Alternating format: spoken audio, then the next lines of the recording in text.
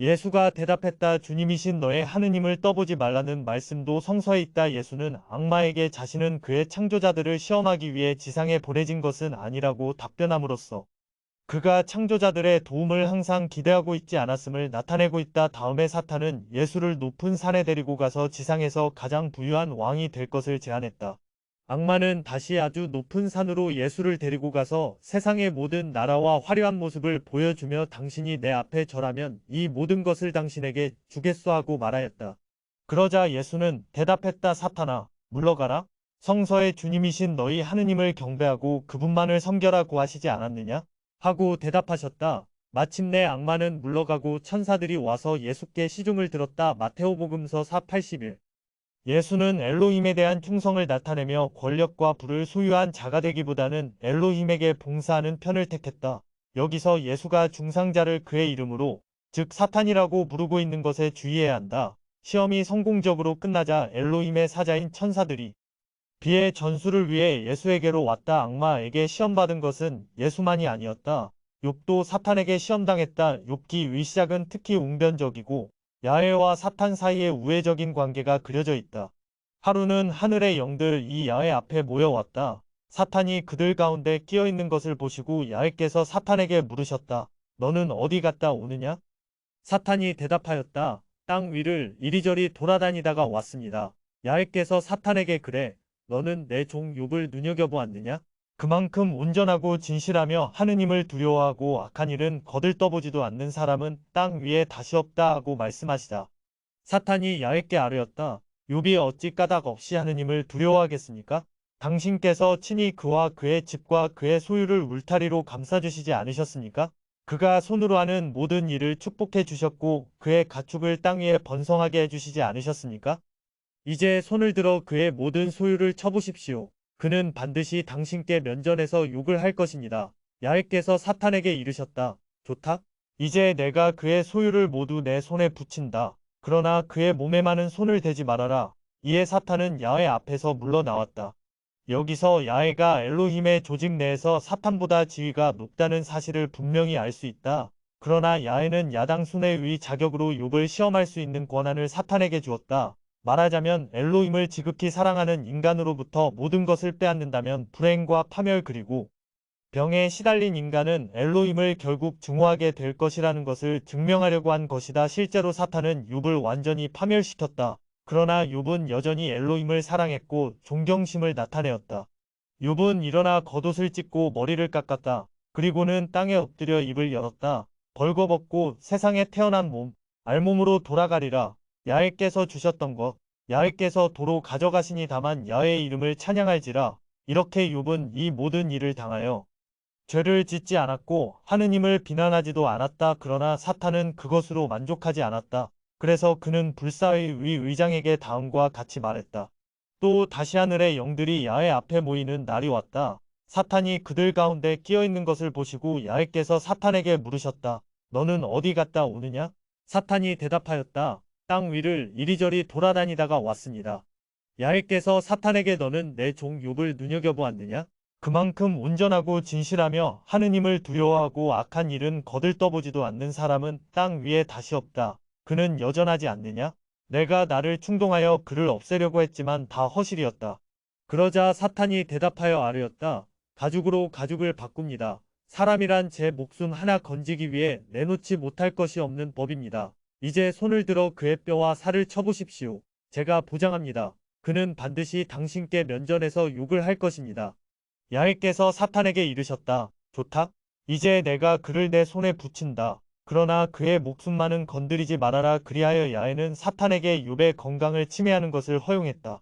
그래도 욥이 여전히 창조자들을 사랑하는가를 알아보기 위해서였다. 그러나 욥은 계속해서 엘로힘을 존경했으며 다만 야훼에게 이렇게 묻기 시작했다. 이처럼 불행하고 괴로울 바에는 왜 나를 세상에 태어나게 했습니까? 마침내 야훼가 개입하여 무슨 일이 일어났는가를 욥에게 간단히 설명했다. 야훼는 욥에게 그가 시험을 받았다고 해서 창조자들을 심판해서는 안 되며 또 태어난 것을 원망해서도 안 된다고 말했다. 그리고 욥의 건강을 되찾아 주고 이전보다 더욱 많은 재산을 갖게 해주었다. 두 번째 메시지의 우주선 기지에서 내가 야해와 말을 끝마쳤을 때 그는 곧 돌아오겠다고 말하고 잠시 자리를 떴다. 그때 남은 두 사람의 엘로힘 중 한 사람이 나에게 자기를 따라오라고 말했다. 그는 나를 화려하게 장식된 작은 방으로 데리고 갔다. 벽은 둥근 피라미드의 내부와 같았으며 여러 가지 색의 물결과 같은 느낌을 주는 밝은 소리의 파동들로 둘러싸여 있었다. 모든 것이 멋지고 유연한 리듬 위 음파에 따라 움직이고 있었다. 나는 살아있는 듯한 느낌을 주는 검은 모피의 안락의자에 앉으라는 권유를 받았다. 그리고 그 엘로아는 말을 시작했다. 나는 당신에게 우리 엘로힘 중에는 지구상의 인류의 장래에 대해 한 가지 의견만 있는 것이 아니라는 사실을 밝히고 싶습니다. 야훼는 인간이 선량하다고 생각하며 만약 그들이 호전적이라면 자멸할 것이 틀림없다고 확신하기 때문에 스스로 진보할 수 있게 내버려 두어야 한다고 생각합니다. 나와 많은 나의 동료들은 인간이 악하다고 생각하기 때문에 인류가 자기 파멸을 서두르기를 바라고 있습니다. 우리들은 실패한 실험의 결과로 생겨난 존재들을 이 우주로부터 정화시킬 최후의 대이변을 촉진시키는데 당신이 우리들을 도와줄 것을 제안합니다. 만일 당신이 야훼가 준 사명을 달성하고자 한다면 당신은 항상 가난에 찌들게 되고 모든 냉소를 견뎌내야 할 것입니다. 당신은 고통당하고 어쩌면 감옥에 갇힐지도 모르지요. 최악의 경우 당신은 당신과 피를 나눈 형제들에게 살해될지도 모릅니다. 당신이 만약 나의 제안을 받아들여 인간들 속에 있는 각종 인종적 편견을 조장하여 세계적인 인종 전쟁을 유발시키고자 하는 나의 계획을 실행한다면 나는 당신에게 막대한 권력과 재산을 주겠습니다. 당신의 역할은 지금부터 내가 말하는 것을 책으로 써서 출판하기만 하면 됩니다. 그것으로 당신은 아랍인종, 황색인종 그리고 흑인종을 말살하는 것을 선동하는 여러 가지 정치적 내지 정신적 운동을 조직할 수 있습니다. 이러한 인종들은 백인들의 노력에 의해 개발되고 실용화된 기술을 사용하면서도 백인들이 필요로 하고 향유할 권리가 있는 모든 부와 천연자원을 독차지하고 있다고 말입니다. 이 행성 전체에 전쟁이 일어나면 우리들은 즉시 당신과 당신을 도와준 사람들을 구출할 것입니다. 우리들은 당신들을 안전하게 우리들의 우주선으로 대피시켰다가 지상의 모든 것이 파괴된 후 당신들을 지구로 돌려보냅니다. 그러면 당신들은 새로운 인류로서 출발할 수 있을 것입니다. 당신들은 이 새로운 문명을 당신들이 바라는 대로 물론 우리들이 원조를 받으면서 지배할 수 있게 되겠지요. 당신이 이제 지구로 돌아가면 당신이 원하는 대로 착수금으로 10억이나 50억 또는 100억의 금액을 당신을 지원하기 위해 설립된 재단의 이름으로 스위스은행 구좌에 입금하지요. 당신이 그 금액을 정합니다. 만일 그것이 충분하지 않다면 즉시 다른 구좌로 필요한 금액을 송금합니다. 그것뿐만 아니라 만일 당신이 우리들을 돕는다면 당신과 당신을 도운 사람들은 영원한 생명을 누릴 권리를 얻을 수 있습니다. 우리들이 요구하는 유일한 것은 인류로 하여금 현재 지구상에 존재하는 이 끔찍한 문명을 파괴하게 하는 것입니다. 그러기 위해서 당신은 또 우주인을 만났으며 그 우주인이 지구를 침략할 것이라는 사실을 당신에게 경고했다고 사람들에게 알려야 합니다. 우리들은 당신에게 우리들의 존재를 증명하는 데 필요한 모든 것을 주겠습니다. 그러면 아무도 당신의 말을 의심하지 않을 것입니다. 이렇게 하여 인류는 우주로부터의 침공에 대비하여 군비를 증강하겠지요. 이것은 인간이 서로 죽이는 것을 중지시키고 더 많은 핵무기의 비축과 지상의 호전성을 중단시키고자 하는 야훼의 또 다른 노력을 포기시킬 것입니다. 잘 생각해 보세요. 한쪽에서는 당신에게 이미 성공할 가능성이 없는 대의를 위해 행동할 것을 요구합니다. 조만간 인류는 지구상의 모든 것을 파괴할 것입니다. 당신에게는 당신의 형제들을 확신시키기 위한 어떤 증거도 어떤 금전적 원조도 주어지지 않을 것입니다. 당신은 사람들의 조소를 받고 경찰과 법의 압력에 의해 투옥될지도 모릅니다. 게다가 당신은 하느님은 존재하지 않는다고 주장하기 때문에 당신을 죽이려는 광신자도 나타날 것입니다. 그것에 비해 나의 제안을 받아들인다면 당신은 바로 부유해지고 강력한 권력을 얻게 되며 이미 인류에게 시작되고 있는 과정을 단지 단축시키는 것에 지나지 않을 것입니다. 자, 당신의 생각은 어떻습니까? 대답을 하기 전에 며칠간 생각할 여유가 필요합니까? 나는 다음과 같이 대답했다. 저는 인류가 자기 파멸을 하리라고 결코 확신하지 않습니다. 비록 그것이 10분의 9의 확률로 일어난다 해도 말입니다. 만일 1000분의 1의 확률이라도 인류가 자신의 공격성을 억제하고 멸망을 피할 수 있다면 저는 이 하나의 기회를 붙잡는 노력은 가치 있다고 생각합니다. 저는 인류가 너무 늦기 전에 그것을 깨닫게 되리라고 믿고 싶습니다. 만약 최후의 대이변이 일어난다 해도 야훼는 내게 평화와 비폭력을 위해 싸운 모든 사람들은 구출되고 나중에 지구에 다시 거주해서 마침내 사랑이 넘치는 세계를 건설하게 될 것이라고 말씀하셨습니다. 폭력을 유발시키는데 기여한 사람들만을 구출한다는 당신의 제안에는 아무것도 유익한 점이 없습니다. 그러한 자들이 새로운 문명을 구축한다 해도 그것은 그 설립자들의 지배적인 성격을 직접 또는 유전적으로 사회에 반영하여 폭력성을 배제할 수 없는 문명이 될 것입니다. 우주인에 의한 지구 침공을 알리는 것만 해도 인류를 공포에 빠뜨리기에 충분하며 곧 우리 행성의 호전성을 증가시킬 것입니다. 따라서 현재로서 지구가 구출될 확률이 1000분의 1에 지나지 않는다 하더라도 당신들 쪽에서 개입할 가능성이 있다는 뉴스를 듣게 되면 이 확률마저 반감할 것입니다. 인간들 사이에서 폭력을 줄일 수 있는 가장 중요한 요소 중에 하나는 마음을 우주와 무한을 향해 열도록 일깨우는 것입니다.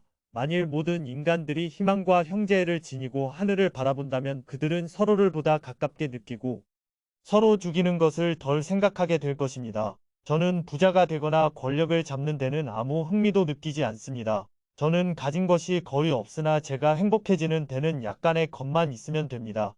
제가 이루어야 할 사명은 저의 인생을 행복으로 가득 채워줍니다. 제가 필요로 하는 것은 저의 아이들을 위한 음식과 잠자리 뿐입니다. 이것은 제가 지구상의 모든 사람들에게 진실을 전하는 것을 돕고자 하는 성실한 나일리안들이 제게 제공해 주고 있습니다.